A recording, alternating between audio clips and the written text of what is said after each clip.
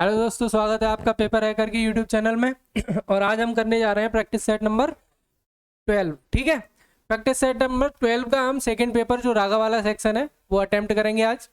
और रागा वाले सेक्शन में आपको पता है कि 30 प्रश्न आपके रहने वाले हैं इसमें। ठीक है, 30 प्रश्न हम इसमें कराएंगे और 30 ही हम आपके क्या है प्रैक्टिस सेट पूरे कंप्लीट इस पर कराएंगे। ठीक है, रागा के पूरे 30 प्रैक्टिस सेट आपको कराए जाएंगे।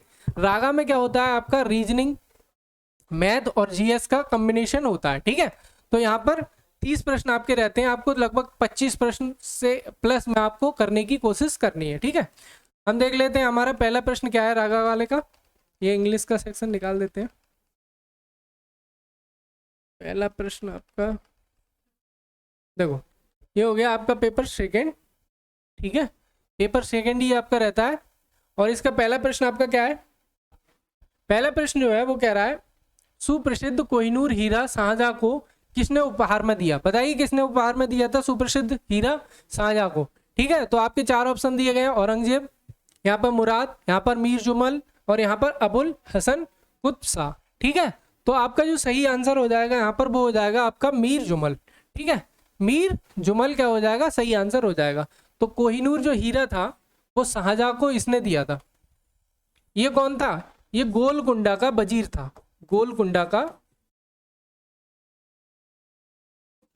गोलकुंडा का वजीर था ये।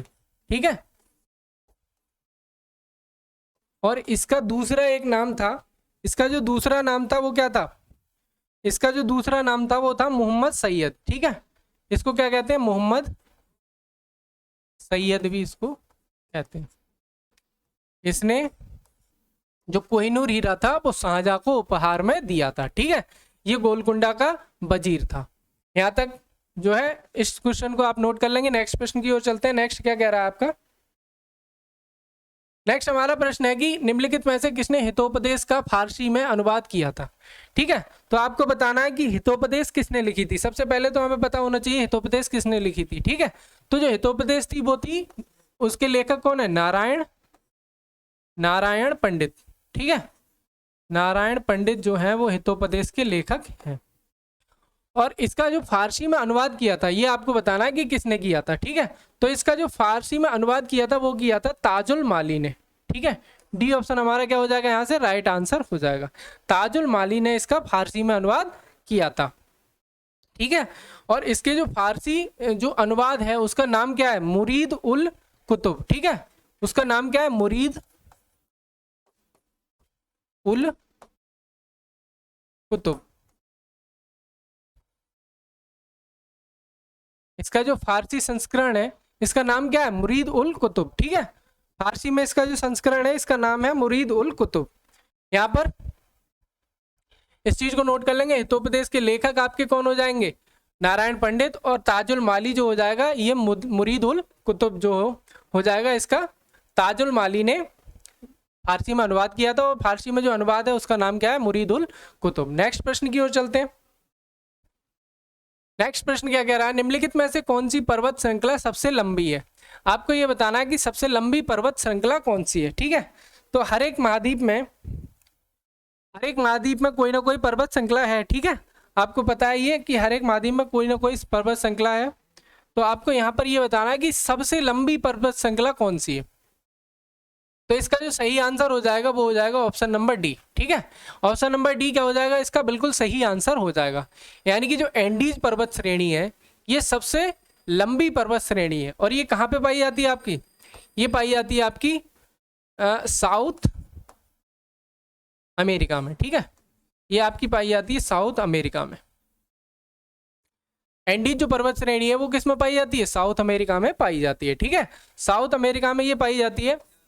और ये जो रॉकीज है, ठीक है, ये जो रॉकीज है ये कहाँ पाई जाती है, नॉर्थ अमेरिका में। ये नॉर्थ अमेरिका की सबसे लंबी जो पर्वत श्रृंखला है वो कौन सी है, रॉकीज है। और हिमालय किस में पाई जाती है आपकी, हिमालय आपकी एशिया में पाई जाती है। हिमालय हमारी किस में पाई जाती है, एशिया में। और ऐसे ही आल्प्स किस में पाया जाता है, आल्प्स पर्वत किस में पाया जाता है, यूरोप में। ठीक है, ये किस में पाया जाता है, यूरोप में। अब अगर वो पूछता है, ठीक है, अगर वो पूछता है कि सबसे ऊंची चोटी इसकी क्या है, एंडीज की सबसे ऊंची चोटी क्या है, एंडीज की सबसे चोटी ऊंची आपकी, सबसे ऊंची चोटी आपकी जो है वो हो जाएगी एकांकगुआ। एकांकगुआ इसकी सबसे ऊंची चोटी हो जाएगी, ठीक है। ऐसे ही आपकी नॉर्थ अमेरिका में जो रॉकीज पर्वत श्रृंखला है, इसकी सबसे ऊंची चोटी अगर पूछता है, सबकी इसकी सबसे ऊंची चोटी पूछता है, तो वो हो जाएगी आपकी नॉर्थ अमेरिका में जो रॉकीज है, ठीक है, इसकी सबसे ऊंची चोटी हो जाएगी आपकी माउंट मैकिनले। क्या हो जाएगी? Mount McKinley.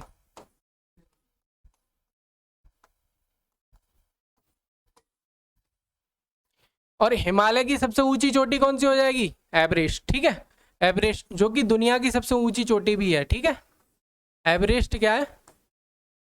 ये दुनिया की सबसे ऊंची चोटी भी कही जाती है, ठीक है। तो यहाँ पर इन सभी क्वेश्चन को सही करते हुए आगे चलेंगे, ठीक है। आल्प्स जो है ये यूरोप की सबसे लंबी पर्वत श्रृंखला है, ठीक है। और एंडीज जो है साउथ अमेरिका की, ऐसे ही हिमालय आपकी एशिया की, रॉकीज हो जाएगी आपकी नॉर्थ अमेरिका की सबसे ऊंची जो सबसे लंबी पर्वत श्रृंखला, और इसकी सबसे ऊंची चोटी जो है वो माउंट मैकिनले हो जाएगी। ऐसे ही साउथ अमेरिका की एंडीज की सबसे ऊंची चोटी एकांकगुआ हो जाएगी। आल्प्स पर्वत का यूरोप हो जाएगा, ठीक है, यूरोप में हो जाएगा। और रॉकीज के लिए आपका क्या हो जाएगा? नॉर्थ अमेरिका, एशिया का एवरेस्ट सबसे ऊंची चोटी हो जाएगी, ठीक है। इन चीजों को आप नोट कर लेंगे। नेक्स्ट प्रश्न की ओर चलते हैं।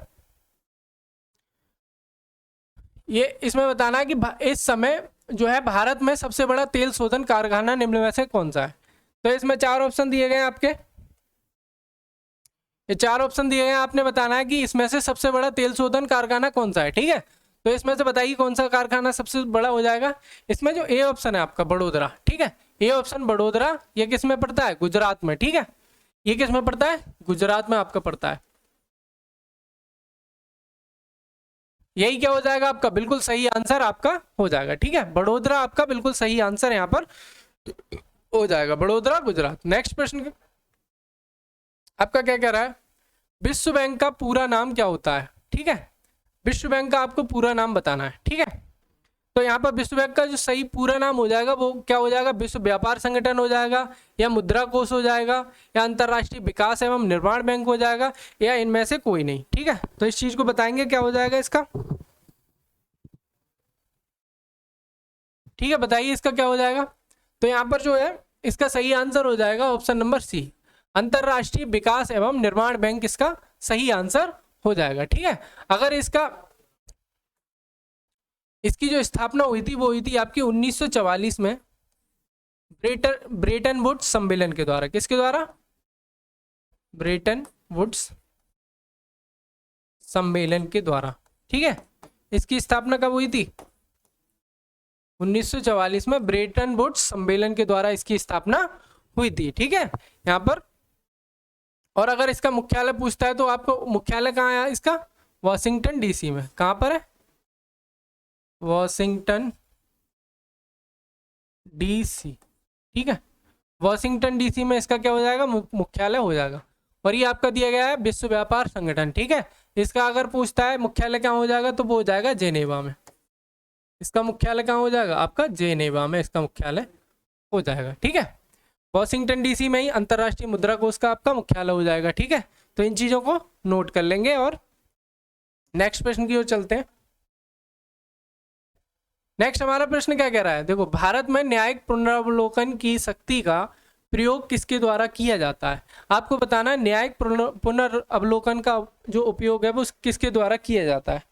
क्या सर्वोच्च न्यायालय के द्वारा, सर्वोच्च न्यायालय और उच्च न्यायालय दोनों के द्वारा, या समस्त न्यायालयों के द्वारा, या उपरोक्त में से कोई नहीं। तो इसका जो सही आंसर हो जाएगा वो हो जाएगा आपका सर्वोच्च न्यायालय और उच्च न्यायालय के द्वारा, ठीक है। सर्वोच्च न्यायालय और उच्च न्यायालय के द्वारा न्यायिक पुनरावलोकन का जो है शक्ति का प्रयोग किया जाता है। अब यहाँ पे होता क्या है, देखो, ये हमने लिया कहाँ से था? जो न्यायिक पुनरावलोकन है वो हमने कहाँ से लिया गया था? तो ये हमने लिया था यूएसए से, ठीक है। यूएसए यानी कि अमेरिका से हमने इसे लिया था। संविधान में ये हमने विचार कहाँ से लिया था न्यायिक पुनरावलोकन का? ये लिया था हमने अमेरिका से, ठीक है। और न्यायिक पुनरावलोकन होता क्या है? ये होता है जैसे सर्वोच्च न्यायालय और उच्च न्यायालय क्या करते हैं, जैसे कोई भी विधायिका कोई भी कानून जब बनाती है और कार्यपालिका उसको एग्जीक्यूट करती है, यानी कि लागू करती है जैसे, ठीक है। विधायिका में बनता है, संसद में बनता है कोई भी कानून, और अगर वो पारित होता है और जो हमारा न्यायालय अगर उसे लगता है कि ये जो है इसमें कुछ गड़बड़ी है या ये हमारे संविधान की प्रकृति के खिलाफ है, तो वो उसका क्या करते हैं, न्यायिक पुनर्वलोकन कर सकते हैं, ठीक है। और अगर वो गलत है तो उसको निरस्त भी कर सकते हैं, ठीक है। तो इस चीज को नोट करेंगे। नेक्स्ट प्रश्न की ओर चलते हैं। नेक्स्ट प्रश्न क्या कर रहा है कि ब्लैक होल संबंधी प्रथम सूचना प्रस्तुत की गई थी। इसमें आपको बताना है कि ब्लैक होल संबंधी प्रथम सूचना किसके द्वारा प्रस्तुत की गई थी, ठीक है। यहाँ पर ब्लैक होल से संबंधित जो है किसके द्वारा प्रस्तुत की गई थी सूचना, तो यहाँ पर जो ऑप्शन हो जाएंगे आपके चंद्रशेखर, हरमन बांडी, रदरफोर्ड या कोपरनिकस, ठीक है। 4 ऑप्शन आपके दिए हुए हैं, तो यहाँ पर कौन सा ऑप्शन सही हो जाएगा, ए ऑप्शन आपका बिल्कुल सही हो जाएगा, ठीक है। एस चंद्रशेखर के द्वारा क्या है, एस चंद्रशेखर के द्वारा ब्लैक होल की जो है सूचना सबसे पहले प्रदान की गई थी। इन्होंने एक चीज और खोजी थी, उसका नाम है चंद्रशेखर सीमा, ठीक है। इसके लिए इन्हें क्या मिला था, नोबेल पुरस्कार भी मिला था। इन्होंने इनकी एक खोज थी चंद्रशेखर सीमा, इनको नोबेल पुरस्कार भी इसके लिए मिल चुका है, ठीक है। तो यहाँ पर ऑप्शन नंबर ए आपका बिल्कुल राइट आंसर हो जाएगा। नेक्स्ट प्रश्न आपका क्या कह रहा है, नेक्स्ट प्रश्न कह रहा है डिप्थीरिया तथा इन्फ्लुएंजा बीमारी किन कारणों से होती है। तो यहाँ पर जो डिप्थीरिया बीमारी होती है वो होती है आपकी बैक्टीरिया के कारण, ठीक है। डिप्थीरिया बैक्टीरिया, ठीक है। और इन्फ्लुएंजा क्या है जो है वो वायरस के कारण होता है, ठीक है। तो यहाँ पर बी ऑप्शन आपका बिल्कुल राइट आंसर हो जाएगा, ठीक है। बी ऑप्शन आपका बिल्कुल राइट आंसर यहाँ पर हो जाएगा। नेक्स्ट प्रश्न आपका क्या कह रहा है, यहाँ पे कह रहा है कि निम्न में से कौन सा कंप्यूटर स्मृति को मापने के लिए इस्तेमाल नहीं किया जाता है, ठीक है। यहाँ पर 3 ऑप्शन ऐसे हैं जिनके द्वारा हमारी कंप्यूटर की स्मृति नापी जाती है, लेकिन एक ऑप्शन ऐसा है जिसके द्वारा हम कंप्यूटर की स्मृति को नहीं नापते हैं। तो बिट, बाइट और निबल, इन तीनों में क्या है, कंप्यूटर की स्मृति को हम मापते हैं, लेकिन MIPS के द्वारा जो है हम कंप्यूटर की स्मृति को नहीं नापते हैं, ठीक है। MIPS जो हो जाएगा हमारा वो डिफरेंट हो जाएगा इन तीनों से। तो हमारा जो आंसर हो जाएगा वो हो जाएगा सी ऑप्शन सही। यहाँ से आपका सेक्शन शुरू हो जाता है मैथ का सेक्शन यहाँ से आपका शुरू हो जाता है, ठीक है। तो यहाँ पे पहला प्रश्न आपका क्या दिया हुआ है, x बराबर आपका दिया है और हमसे पूछा है x² + 1/x²। देखो इस टाइप के क्वेश्चन में क्या करते हैं, जब हमें x बराबर दिया गया है, x बराबर √3 प्लस में √2 दिया है। अब अगर मैं 1/x निकालूंगा तो ये क्या हो जाएगा, 1/√3 + 1/√2, ठीक है। ये क्या हो जाएगा, ये हो गया। अब मैं इसकी क्या करूंगा, संयुग्मीकरणी आपने पढ़ा होगा इंटर में, उससे गुणा कर देंगे, ठीक है। हमने संयुग्मीकरणी से इसकी गुणा कर दी। अब यहां से ये क्या हो गया, ऊपर क्या आ गया आपका √3 माइनस के √2 और नीचे हमारा क्या हो जाएगा a² a + b और a - b लगा देंगे इसमें, तो ये हो जाएगा a² यानी कि √3² माइनस के √2 का स्क्वायर। तो यहाँ से ये क्या हो जाएगा, यहाँ से √3 माइनस के √2 अपॉन 3 का स्क्वायर हो जाएगा 3 माइनस के 2, यानी कि 1 आ जाएगा नीचे, तो 1 को लिखो या मत लिखो, तो सीधा क्या लिख सकते हैं हम, 1/x की जगह 1/x की जगह हम यहाँ से लिख सकते हैं √3 माइनस के √2। अब से आपको अगर जैसे ये इस प्रकार का क्वेश्चन मिले, तो अगर x बराबर दिया है √3 + √2, ठीक है, तो आप सीधे क्या लिखेंगे, बीच में माइनस करके उसका अपोजिट निकाल देंगे, ठीक है, तब भी आपका बिल्कुल सही आंसर आ जाएगा। अब देखो हम क्या करते हैं, अब वो पूछ रहा है 1/x² + 1/x², यही तो पूछ रहा है वो। हमें पता है x बराबर क्या है, x बराबर √3 + √2 इसका स्क्वायर और प्लस में किसका स्क्वायर करा रहा है, √3 माइनस √2 इसका स्क्वायर, ठीक है।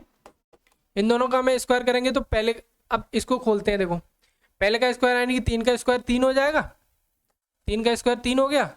ऐसे ही दूसरी वाली संख्या का स्क्वायर क्या हो जाएगा, 2 हो जाएगा, और फिर 2 गुणा पहली संख्या √3 दूसरी संख्या √2, ठीक है। इसको कैसे लिख सकते हैं, 2 गुणा √3 और √2, तो √√की गुणा हो जाएगी, ये कितना हो जाएगा 3 दूनी 6, यानी कि 2√6 यहाँ से निकल के आ जाएगा। ऐसे ही यहाँ पे हो जाएगा पहली संख्या का स्क्वायर प्लस दूसरी संख्या का स्क्वायर यानी कि 3 + 2, ठीक है, 3 + 2 यहाँ से हो जाएगा और -2√6 ये हो जाएगा, -2√6। अब आपको पता है 2√6 प्लस के हैं, 2√6 माइनस के हैं, ये दोनों कैंसिल हो गए। अब देखो 3 और 2 5 और 3 और 2 5, ये दोनों मिलके क्या हो जाएंगे 5 और 5 10, यानी कि यहाँ से x² + 1/x² बराबर कितना आ जाएगा 10, यहाँ से सही आंसर निकल के आ जाएगा, यानी कि डी ऑप्शन हमारा बिल्कुल राइट आंसर हो जाएगा। ठीक है, डी ऑप्शन हमारा बिल्कुल राइट आंसर यहाँ से हो जाएगा।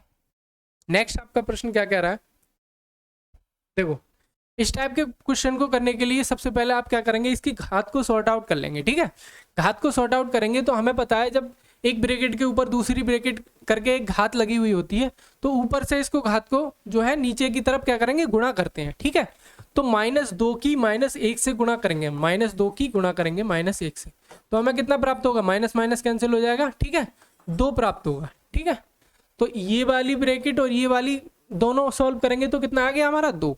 अब हमें पता है इसके ऊपर 2 है, देखो माइनस के 1/2 लिखा है, इसके ऊपर 2 है और इसके ऊपर आपने निकाल लिया 2। ठीक है, अब इन दोनों की मैं गुणा करूंगा तो घात कितनी आ जाएगी 4। ठीक है, तो यहाँ पर माइनस के 1/2 और इसकी घात हो गई बेटा 4, यहाँ से 4 घात हो गई। अब जब 4 घात हो जाएगी तो इसको हम क्या करेंगे सेपरेटली अलग अलग जो है घात करेंगे, या फिर इसको आप डायरेक्ट लिख सकते हैं 1/2 माइनस के 1/2 माइनस गुणा माइनस के 1/2 गुणा माइनस के 1/, इसे 4 बार लिख सकते हैं, 2 बार माइनस से 2 बार कैंसिल, 2 बार माइनस से 2 बार कैंसिल, ये 2 दूनी 4 दूनी 8 दूनी 16 यानी कि 1/16 आ जाएगा इसका। या फिर आप डायरेक्ट इसका लिख सकते थे क्योंकि सम जब संख्या होती है माइनस की घात तो वो प्लस हो जाता है। ठीक है, घात में अब इसको डायरेक्ट लिखेंगे 1/2 की घात 4 यानी कि 1/16। ठीक है, ऐसे भी आप इसको कर सकते हैं। तो सी ऑप्शन हमारा क्या हो जाएगा, बिल्कुल राइट आंसर हो जाएगा। सी ऑप्शन हमारा बिल्कुल राइट आंसर यहाँ से हो जाएगा। नेक्स्ट प्रश्न आपका क्या कह रहा है, ए और बी की औसत आयु आपकी 30 वर्ष दी गई है। देखो ए और बी कोई हैं, इनकी औसत आयु 30 वर्ष है। औसत आयु का मतलब दोनों की आयु 30 वर्ष है। ठीक है, 30 वर्ष एक ही है, 30 वर्ष बी की है, यानी कि दोनों की मिला के 2 गुनी कर दूंगा, यानी कि दोनों की जो आयु आ जाएगी वो 60 वर्ष आ जाएगी। देखो दोनों की आयु को हम जोड़ रहे हैं, पहले वाले की 30 थी, दूसरे वाले की 30 थी, तो दोनों की मिला के कितनी होगी 60 हो गई। ऐसे ही हम वो कह रहा है बी और सी की औसत आयु 26 है, बी की और सी की औसत आयु कितनी है 26।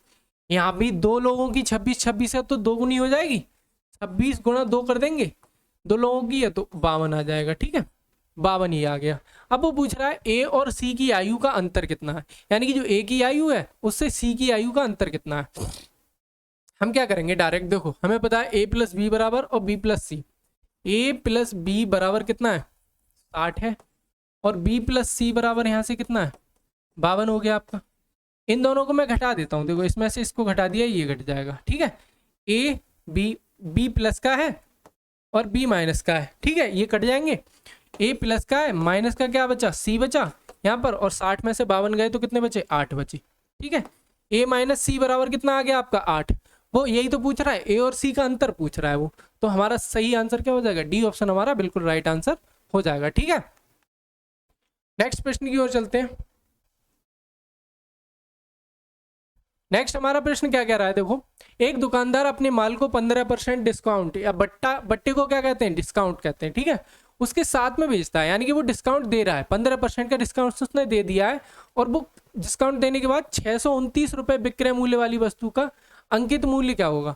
यानी कि वो ये कह रहा है कि 629 रुपए में उसने वो वस्तु बेच दी और जब 629 में बेच रहा है विक्रय मूल्य कितना है 15% कम है। ठीक है, तो वो ये पूछना चाह रहा है कि उसका 100% यानी कि क्रय मूल्य कितना है, यानी कि जो अंकित मूल्य है उस पर वो कितना है, क्रय मूल्य नहीं अंकित मूल्य उसे कहेंगे। ठीक है, तो अंकित मूल्य उसका कितना है, देखो ये जो 15% बराबर है, मान लो x है, x का 15% उसने छूट दे दी। ठीक है, तो कितना बचा 85% बचा। ये किसके बराबर है 629 के बराबर ही तो है, x का 85% 629 के बराबर है, तो x बराबर कितना हो जाएगा 629 बटे 85। हमने मान ये x क्या है यहाँ पर अंकित मूल्य है, अंकित मूल्य का 85% किया तभी तो 629 आया, तो x बराबर हमें प्राप्त करना है, तो 85% परसेंट हटाएंगे तो यहाँ पर कितना लिख देंगे 100। ठीक है, इसको सॉल्व कर लेंगे तो क्या निकल के आ जाएगा, हमारा आंसर निकल के आएगा। अब देखो ये 17 पंजे 85, 17 पंजे 85, 17 चौका 52, 17 चौके 52, 52 और ये कितना बचा 10। ठीक है, 17 चौका 52, 17 चौका 52, 17 17 34 17 51, 17 51 सॉरी, 17 51, 17 चौका 68 होता है, सॉरी 17 51। ठीक है, ये 3 बार जाएगा यहाँ से 51, ये कितना बचा 11 और यहाँ पे कितना बचा 9। ठीक है, यहाँ पे कितना बचा 9, 17 17 51, 17 चौका 68, 17 पंजे 85, 17 छिक्का 102, 17 सत्ते 119। ठीक है, 37 बार जाएगा यहाँ से। अब 5 से इसको काट देंगे, 5 दूनी 10 हो जाएगा, 5 दूनी 10 हो जाएगा यहाँ से। तो 37 गुणा 2 करेंगे 20 करेंगे तो कितना आ जाएगा, 37 गुणा 20 यहाँ से करेंगे तो कितना आ जाएगा आपका, देखो 7 दूनी 14 के 4 हाथ से लगे 1 2 3 6 और 1 7 74, 740 आपका क्या हो जाएगा, बिल्कुल सही आंसर हो जाएगा। x की वैल्यू कितनी आ गई, x अंकित मूल्य कितना आ गया आपका 740। ठीक है, यहाँ पे आप दोबारा देख लेंगे, देखो कोई अंकित मूल्य था उसमें 15% की छूट दी, यानी कि 100% में से 15% घटा दिया तो कितना बचा 85% बचा। उसने कितने में बेच दी 629 में बेच दी, यानी कि ये जो 85% था वो 629 के बराबर था। अब हमें निकालना क्या है, एक्स की वैल्यू यानी कि अंकित मूल्य की वैल्यू। अंकित मूल्य यहाँ से कितना निकल के आ गया 740, यानी कि ये ऑप्शन हमारा बिल्कुल सही आंसर हो जाएगा। ठीक है, नेक्स्ट प्रश्न क्या कह रहा है, किसी वस्तु के क्रय मूल्य और विक्रय मूल्य में, देखो क्रय मूल्य और विक्रय मूल्य यानी कि कॉस्ट प्राइस क्रय मूल्य को लिख सकता हूं मैं और विक्रय मूल्य को सेलिंग प्राइस लिख सकता हूं। मान लो ये 10 रुपए था और ये 11 रुपए है। ठीक है, हम इन्हें रुपए ही मान लेते हैं, क्या अनुपात में हो तो लाभ प्रतिशत बताना है। देखो 10 रुपए की कोई चीज लाया और 11 की बेच दी, कितने रुपए का लाभ हुआ 1 रुपए का। अब लाभ प्रतिशत निकालने के लिए, लाभ प्रतिशत निकालने के लिए हम क्या करते हैं, लाभ या हानि, सॉरी लाभ लिखेंगे ऊपर और बटे में क्या लिखेंगे लागत और गुणा में 100। अब आपको पता है लाभ कितना हुआ था 1 रुपए का, लागत कितनी है 10 रुपए की, गुणा किससे करेंगे 100 से। ठीक है, यही तो हो जाएगा, 0 से 0 कैंसिल हो जाएगा, ये कितना निकल के आ गया 10%। 10% क्या आ गया आपका सही आंसर निकल के आ जाएगा। ठीक है, 10% आपका बिल्कुल सही आंसर निकल के आ जाएगा। देखो 6, 14, 18 और 38 में से प्रत्येक में कौन सी संख्या जोड़ने पर परिणामी संख्याएं एक समान अनुपात बनाएंगी। मैंने इसे बताया था आपको कि आप 2 तरीके से इस टाइप के क्वेश्चन को कर सकते हैं, पिछले वाले प्रैक्टिस सेट में भी इस टाइप का क्वेश्चन आया था। ठीक है, तो इसमें हम क्या कर सकते हैं, देखो हमें समानुपात में बनानी है, तो 6/14 बराबर आपको लाना है 18/38 के। ठीक है, यही तो लाना है, 6/14 18/38 के आपको बराबर लाना है। अब देखो इनमें से क्या जोड़ें, चारों संख्याओं में आपको जोड़ना है कुछ इन चारों में से, तो उसके बाद आपको क्या है अनुपात बराबर हो जाएगा। अब देखो हम एक को जोड़ के देख लेते हैं पहले, 6 और 1 7 हो जाएगा, बटे में 15 हो जाएगा। ऐसे ही इधर कितना हो जाएगा 19/39, यानी कि ये तो हो नहीं रहा है बराबर, तो पहला ऑप्शन आपका कट गया। ऐसे हम दूसरे ऑप्शन को देखते हैं, 6 यहाँ पर पहला ऑप्शन हमारा कट गया, दूसरे ऑप्शन को चेक कर लेते हैं, पहला काट दिया, दूसरा देखो 6 में 2 जोड़ो, 6 और 2 8 हो गया, ऐसे ही 14 और 2 16 हो गया, बराबर में 20 बटे आपका 40 हो जाएगा। ये 8 दूनी 16 हो जाएगा और ये 20 दूनी 40 हो गया, यानी कि ये 1/2, सॉरी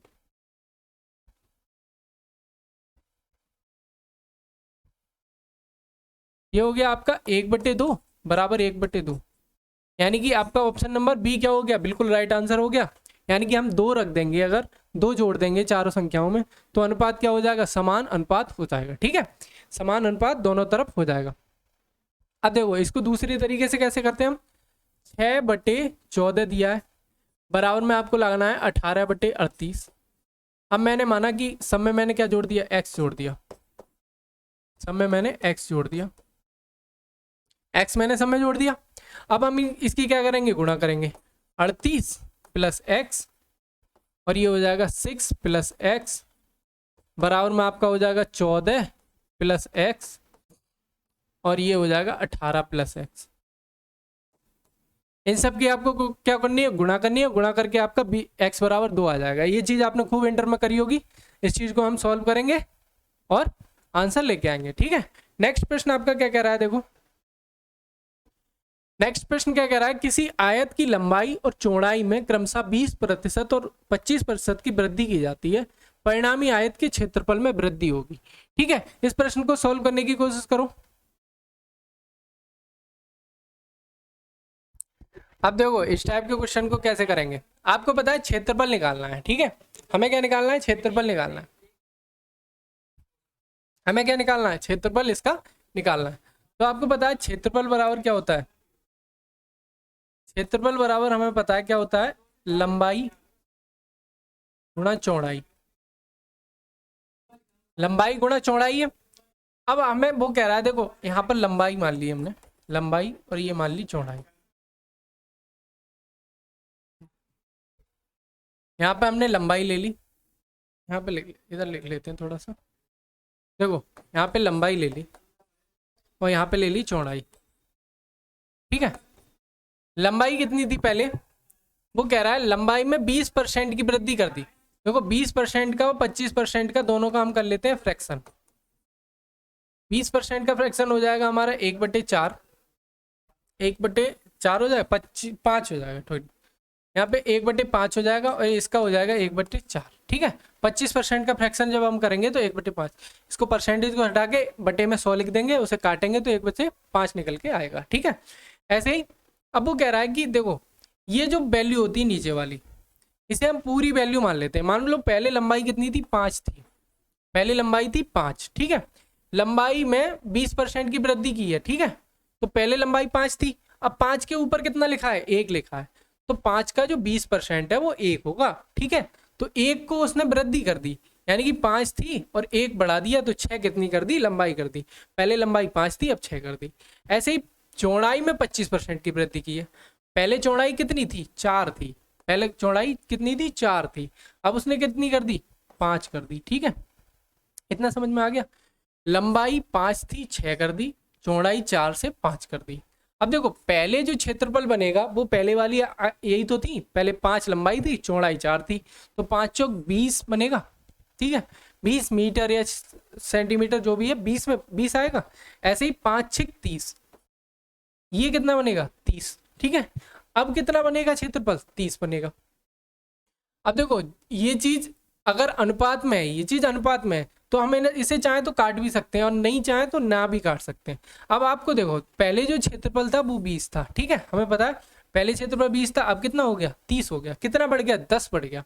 अब वो पूछ रहा है परिणामी आयत के क्षेत्रफल में वृद्धि कितनी होगी, तो कितने की वृद्धि हुई है, 10 की। 10 की वृद्धि हुई किस पे है, 20 से ही तो हुई है, 30 से थोड़ी हुई है। तो 20 पे कितनी हुई है, 20 पे 10 की वृद्धि हुई है, गुणा में कितना हो गया, 100, ठीक है। 10 दूनी 20, 2 पंजे 10, यानी कि 50% की क्या हो गई, वृद्धि हो गई, ठीक है। 10 20 का 10 कितना हो गया, 50% ही तो हो गया, तो 50% की हो जाएगी, यहाँ से वृद्धि हो जाएगी। एक तरीका तो ये हो गया। एक तरीका आपका क्या हो जाता है, देखो एक तरीका हम ऐसे कर सकते हैं, देखो 20% और 25% की वृद्धि हो रही है, दोनों जुड़ रहे हैं। तो मैंने एक फार्मूला आपको बताया था, x plus y plus x by बटे में 100। अगर कोई चीज बढ़ेगी तो प्लस में लेंगे और घटेगी तो माइनस में लेंगे, बस इतना तरीका है इसका। अब देखो बढ़ रहे हैं, दोनों बढ़ रहे हैं, तो हमने 20% प्लस 25% प्लस में 20 गुणा 25 बटे में आपका कितना है, 100। अब देखो यहाँ से 25 चौका 100, 4 पंजे 20, 5 आ गया। 25 और 20 कितना आ गया आपका, 45 आ गया। प्लस में कितना है, 5, यानी कि ये कितना हो गया, 50। सीधे आपका कितना आ गया, 50% हमारा बिल्कुल सही आंसर हो जाएगा, ठीक है। 50% हमारा बिल्कुल सही आंसर हो जाएगा। एक तरीका और है इसे करने का, वो भी देख लो। देखो 100% थी कोई चीज, मान लो लंबाई कितनी थी, 100 थी, लंबाई कितनी बड़ी है, 20%, यानी कि 120 हो गई। ऐसे ही चौड़ाई कितनी थी, चौड़ाई भी मैंने मान ली 100 थी, ठीक है। तो ये कितनी हो गई अब, 150, ठीक है। इसकी हम यहाँ पे कर लेंगे गुणा, लंबाई गुणा चौड़ाई यहाँ कितनी हो जाएगी, 10,000। ऐसे ही ये कितना हो जाएगा, ये कितना हो जाएगा, 12 गुणा 15 कितना होगा, 12 पंजे 60 का, ये कर लो, 12 गुणा 15 कर लो यहाँ पे, 15 दूनी 5 लगती है, 15 15 और 3 18, 180। ठीक है, 180 ये हो गया और 2 जीरो पीछे से लगा दिए। ठीक है, ये आपका आ गया। अब ये 10,000 पे से कितना हो गया, 18,000 हो गया। ठीक है, 10,000 से कितना हो गया, 18,000। या इसको जो अनुपात में हम अनुपात में भी ले सकते हैं इसको, 2 जीरो से 2 जीरो काट दो। ठीक है, 3 से 3 काट दो। 10 पे कितना बड़ा, गलती होगी कुछ, ये 25% की वृद्धि है ना, यहाँ पे 25% की वृद्धि है। ठीक है, तो ये कितना हो जाएगा, 125 हो जाएगा, यहाँ पे 125 हो जाएगा। इन दोनों की गुणा करने से पहले एक बार आप अगर इसे चाहें तो सॉल्व भी कर सकते हैं, सॉर्ट कर सकते हैं इसे हम। ठीक है, इसे हम सॉर्ट करेंगे तो देखो 5 4 ये 5 आएगा, और ये 5 दूनी 10, सॉरी 2 2 पंजे 10, 2 6 12, ये वही आ गया 5 6 4 5। ठीक है, और पहले वाला ही आ गया, इसकी हम गुणा करेंगे 5 6 30 आ जाएगा, और ऐसे ही 5 6 5 चौक 20 आ जाएगा यहाँ पे, और ये 5 6 30 आ जाएगा। 10 की वृद्धि हो गई 20 पे। ठीक है, गुणा 100। इस टाइप से भी हम इसे कर सकते हैं, यानी कि 50% सभी तरीके से आंसर आएगा। तो आप जैसे चाहें से वैसे कर सकते हैं। नेक्स्ट प्रश्न हमारा क्या कह रहा है, नेक्स्ट कह रहा है ए संख्या बी के दोगुने से 60 ज्यादा है। ठीक है, देखो जैसे जैसे वो कह रहा है वैसे वैसे हम पहले लिख लेते हैं। वो क्या कह रहा है, संख्या बी के दोगुने से, ए क्या है, बी के दोगुना किया मैंने और उससे 60 ज्यादा है। ठीक है, बी के दोगुने से 60 ज्यादा है, तो बी के दोगुने में मैंने 60 जोड़ दिए तो ए बराबर हो गया। यही तो कह रहा है, ए संख्या बी संख्या के दोगुने से 60 ज्यादा है। अभी भी 60 ज्यादा है वो, तो मैंने इसमें 60 जोड़ दिए तो ये क्या हो गया, ए के बराबर हो गया। अब वो कह रहा है संख्या सी ए के दोगुने से 10 ज्यादा है, ए के दोगुने से 10 ज्यादा है प्लस 10। ठीक है, 10 ज्यादा है। ए बी और सी तीनों का औसत आपका दिया है 110। ठीक है, यहाँ पे लिख लेते हैं ए प्लस बी प्लस सी, अगर निकालेंगे तो ये 110 तीनों का है। ठीक है, तो 3 जगह मैं 3 से गुणा कर दूंगा तो तीनों का निकल के आ जाएगा। आप कहेंगे कैसे गुणा कर दी, देखो औसत का मतलब है तीनों का वजन, मान लो तीनों के पास कितने कितने थे, 110 110 110 थे। ठीक है, मान लो तीनों के पास 110 110 110 वजन था। ठीक है, या रुपए थे, और मैंने तीनों के अगर जोड़ूंगा तो 110 की गुणा 3 से नहीं करूंगा, तभी तो पता चलेगा कि तीनों का कितना है। ठीक है, तो यहां से मुझे पता चल गया कि ए बी सी बराबर 110 गुणा 3। ठीक है, ए बी सी बराबर हमारा यहां से निकल के आ गया 110 गुणा 3, यहां से निकल के आ गया। अब हम यहां से क्या करेंगे, देखो यहां से ये ए की जो वैल्यू है, ए की ये वाली जो वैल्यू है वो इसमें रख देंगे। किस में रखेंगे, इसमें रखेंगे। देखो सी बराबर यहाँ से ए बराबर क्या हो जाएगा, बी गुणा 2 प्लस 60, और ए की गुणा 2। ठीक है, प्लस 10, यही तो हो जाएगा, यही तो हो जाएगा यहाँ से। तो यहाँ पे हम क्या कर लेंगे, सी बराबर हमारा निकल के आ जाएगा, 2 की गुणा अंदर कर देते हैं तो 4b प्लस 6 दूनी 12 120 और प्लस में 10, यानी कि ये हो गया 4b प्लस 130। ठीक है, यहाँ पर c बराबर 4b प्लस 130 आपका निकल के आ गया, और यहाँ पर आपका a बराबर निकल के आ गया b गुणा 2 प्लस 60। अब देखो वो कह रहा है तीनों का औसत दिया है उसने। अब हमें क्या करना है, देखो तीनों का औसत दिया है ए बी सी, यहाँ पे लिख लेते हैं। क्वेश्चन को थोड़ा छोटा कर लेते हैं।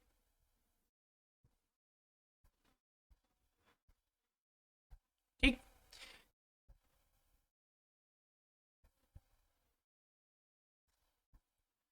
ए बराबर मैं क्या लिख सकता हूं, बी 2b प्लस 60 लिख सकता हूं, यही तो है। और b बराबर मैं क्या लिख सकता हूँ, b बराबर हम b लिखा रहने देते हैं। ठीक है, और c बराबर हम लिख सकते हैं यहाँ से 4b प्लस 110, 4b और प्लस 120 और 10 कितने हो गए, 130। बराबर में आपका कितना है, यहाँ पे देखो 3 गुणा 110 कितना हो जाएगा, 330। ये आपका निकल के आ गया। ठीक है, यहाँ तक हमारी कोई दिक्कत नहीं है। अब देखो हम b भी जोड़ देते हैं, 4 और 1 5 और 2 6, 5 और 2 7b, 7b बराबर कितना हो गया, 7b और ये 60 हो गया और ये 130, ये कितना हो गया 190 प्लस में 190, ये भी हो गया, ये भी हो गया, ये भी हो गया, ये भी हो गया, ये भी हो गया, ठीक है 190 हो गया ये। अब बराबर में कितना है आपका 330, आपका बराबर में कितना दिया है 330। हम क्या करते हैं इसे इधर ले जाके घटा देंगे, तो 7b बराबर हमारा कितना आ जाएगा 330 माइनस 190 बराबर में आपका 140, ठीक है, यानी कि 7b बराबर हमारा आ गया 140, 7b बराबर 140। 7 से मैं इसे काटूंगा 2 बार जाएगा, b बराबर कितना निकल के आ गया मेरा 20, b बराबर 20 निकल के आ गया। अब वो पूछ रहा है c का मान, ठीक है, तो c कितना था, यहाँ पर हम वैल्यू रख देंगे, c बराबर यहाँ पर वैल्यू रख देंगे 20, ठीक है 20 वैल्यू रख देंगे, b बराबर 20 रख देंगे तो c का मान निकल के आ जाएगा। तो 20 चौक 80, ठीक है 80 यहाँ पे हो गया प्लस 130, तो ये कितना हो गया, ये कितना हो गया 210, ठीक है, तो c बराबर यहाँ से निकल के आ गया आपका 210, c बराबर आपका कितने निकल के आ गया 210। क्वेश्चन थोड़ा सा जो है कैलकुलेटिव था, बाकी और कुछ नहीं है क्वेश्चन में, आपको समझ में आ गया होगा। ABC दिया हुआ था, A B C के मान दिए गए थे, हमने ABC की वैल्यू को B में कन्वर्ट कर लिया टोटल, और उसके मान रख के B का मान निकाल लिया, और B का मान हमने यहाँ पे रख दिया, जिससे हमें किसका प्राप्त होगा C का मान प्राप्त हो गया 210, ठीक है। नेक्स्ट प्रश्न की ओर चलते हैं।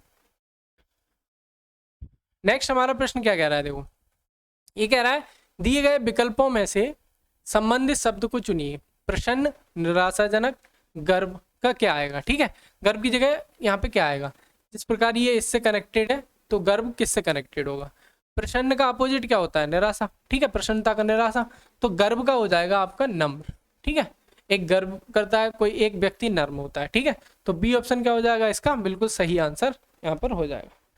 नेक्स्ट आपका प्रश्न क्या कह रहा है, एफ ए का भाई है, एफ कौन है, ए का भाई है, देखो एफ ए का भाई है, ए पॉजिटिव है, एफ पॉजिटिव है, पॉजिटिव हमने इसलिए लगाया कि ये मेल है, एफ मेल है यानी कि एफ भाई है ए का। अब सी ए की पुत्री है, सी कौन है, ए की पुत्री दो है, ए की पुत्री कौन है सी है, ठीक है, ये पुत्री है ए की, के एफ की बहन है, एफ की कोई बहन है के, ठीक है, के कौन है एफ की बहन है, ठीक है, यानी कि ये तीनों बहन भाई हैं, ये इसका भाई है और के इसकी बहन है, जी सी का भाई है, सी का कोई एक भाई है कौन है जी, यानी कि ए का बेटा कौन हो गया, ए का बेटा हो गया जी और बेटी हो गई सी, ठीक है, जी का अंकल कौन है, यानी कि जी के जो चाचा है वो कौन होंगे।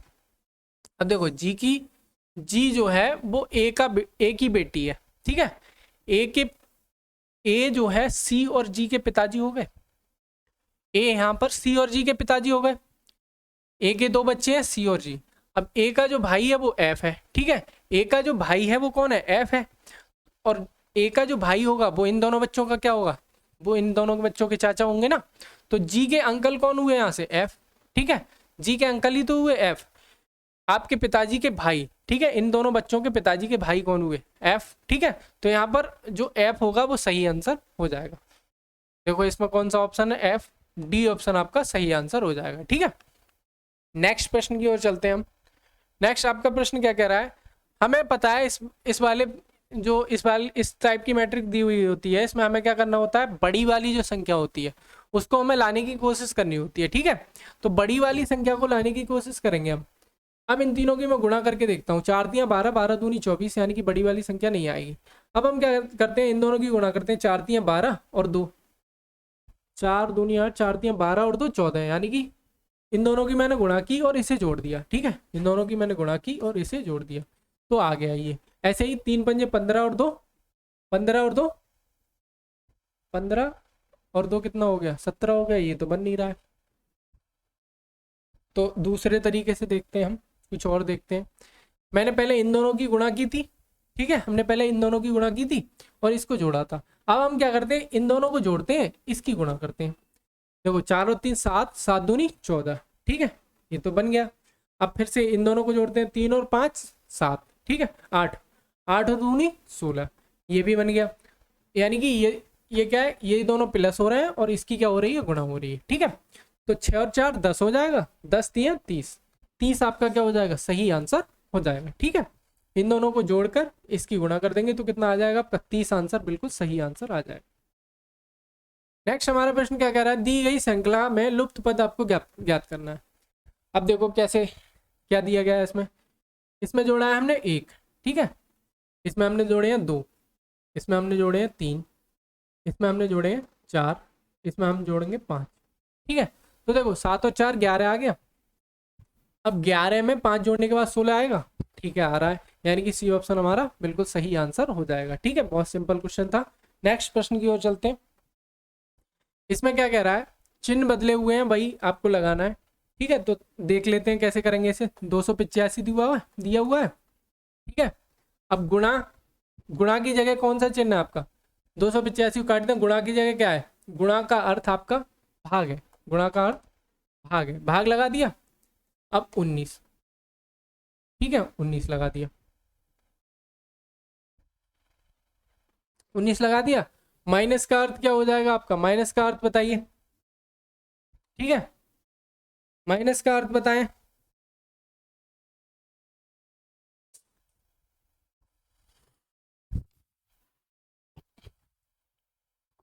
माइनस का अर्थ हमारा, माइनस का अर्थ है प्लस, माइनस का अर्थ है यहाँ पर प्लस। ठीक है, और फिर क्या दिया है 25, 25 दिया है। फिर प्लस का अर्थ आपको पता है, प्लस का क्या है, प्लस का अर्थ है गुणा, प्लस का अर्थ है गुणा।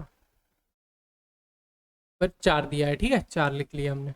और भाग का अर्थ क्या है, भाग का अर्थ है माइनस और 60, यही तो है। एक बार चेक कर लेंगे, 285 गुणा की जगह, गुणा का अर्थ है भाग आपका 19, फिर माइनस का अर्थ है, माइनस का अर्थ है प्लस, फिर 25।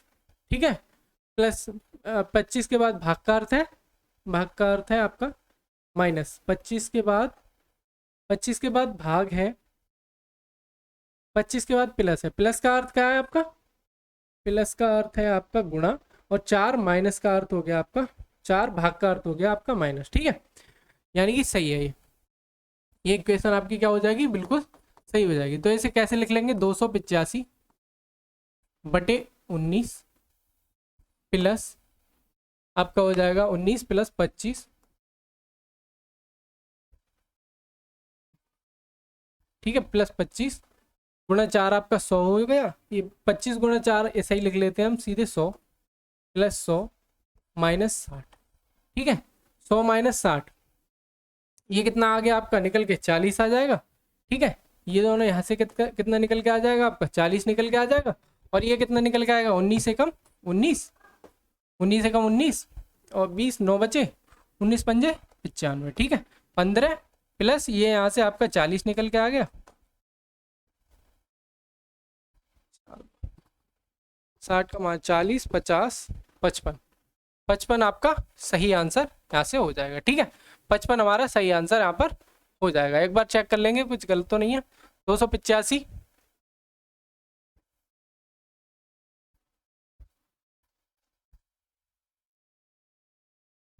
ठीक,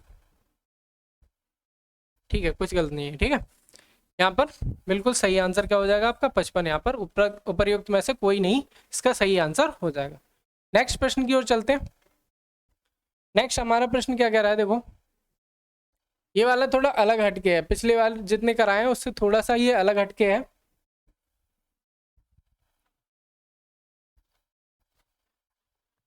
देखो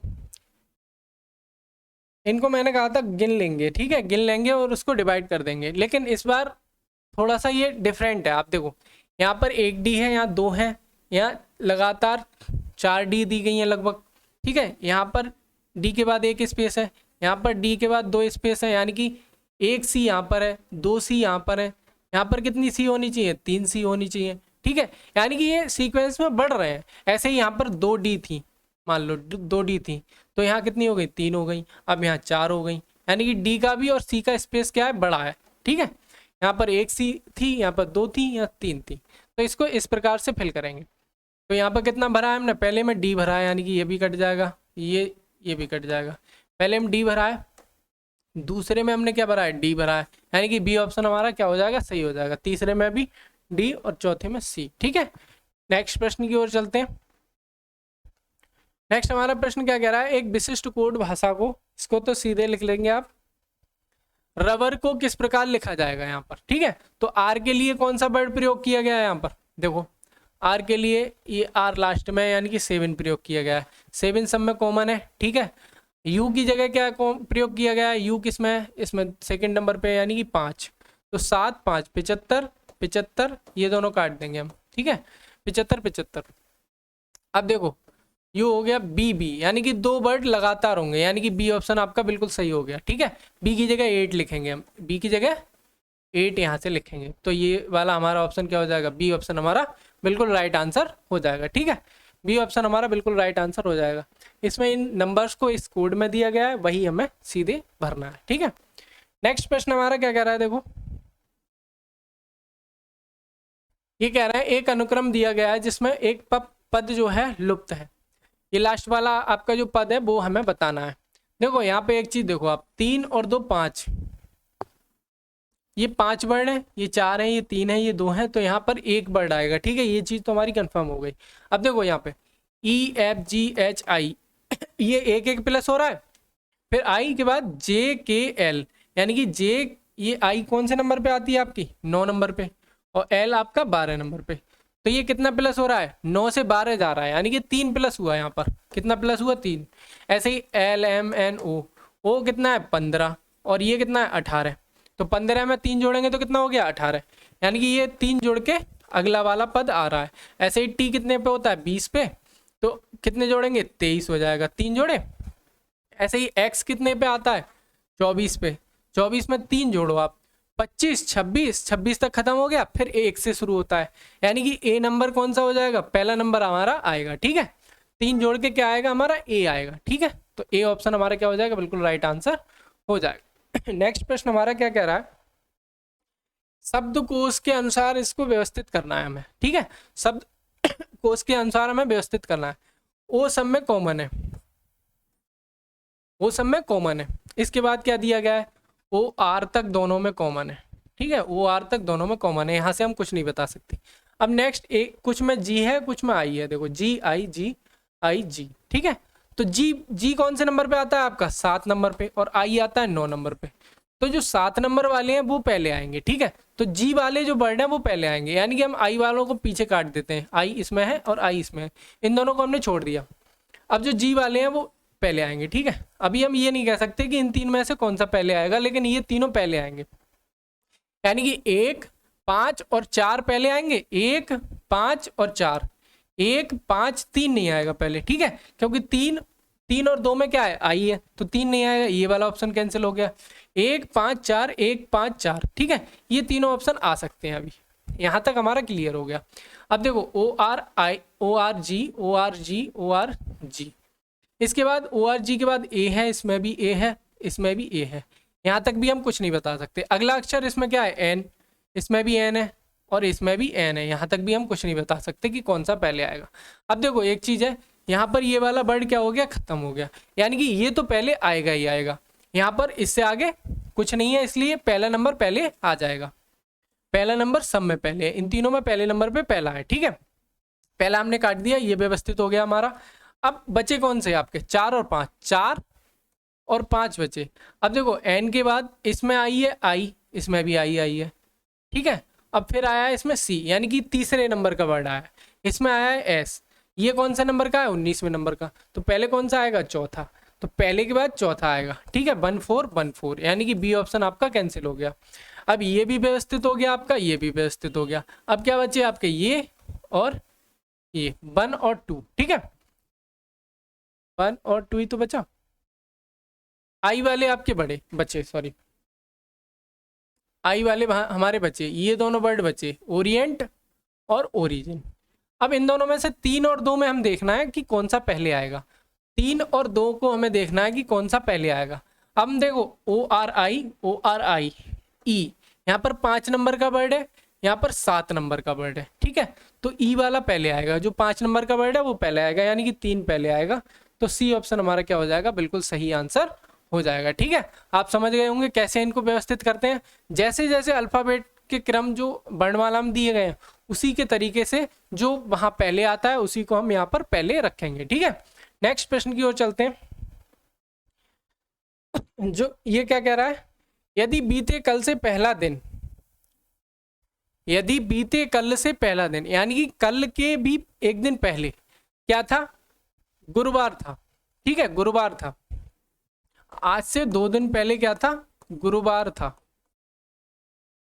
2 दिन पहले, तो मैं इसमें 2 जोड़ दूं तो आज का दिन पता चल जाएगा।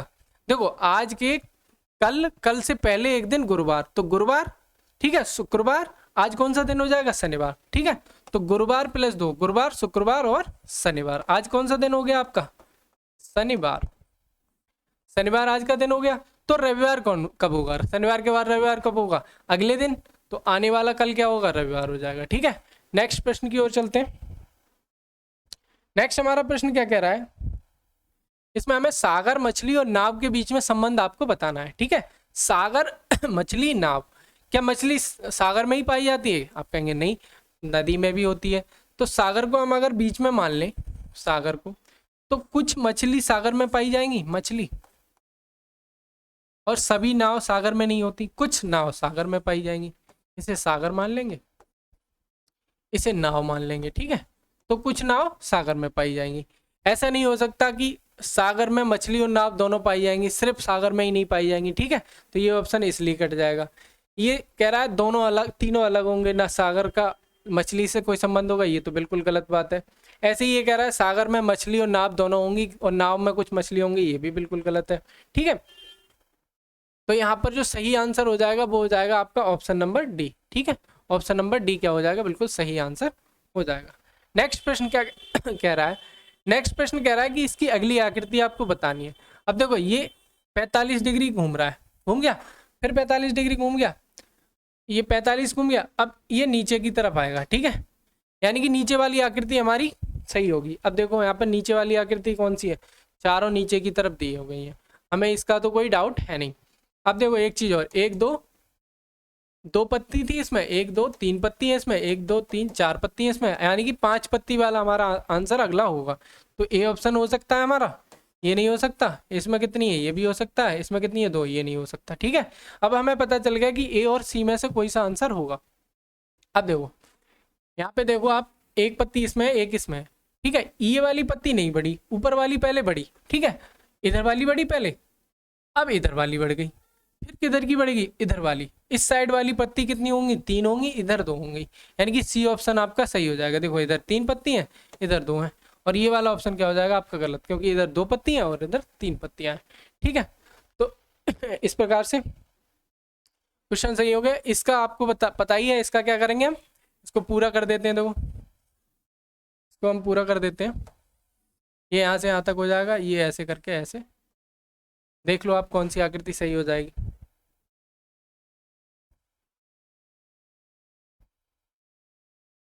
ये ऑप्शन आपका बिल्कुल सही हो जाएगा। ठीक है, ये ऑप्शन यहाँ से बिल्कुल सही आंसर हो जाएगा। देखो ये ऐसे कट रही है, फिर ऐसे कट। ठीक है, तो यहाँ पर हमारा जो प्रैक्टिस सेट नंबर 12 था, इसका प्रैक्टिस सेट नंबर 12 का रागा वाला पोर्शन आपका कंप्लीट हो चुका है। ठीक है, मिलते हैं अगले वाले प्रैक्टिस सेट में। ठीक है, अगले वाले प्रैक्टिस सेट में हम आपसे मिलते हैं। धन्यवाद।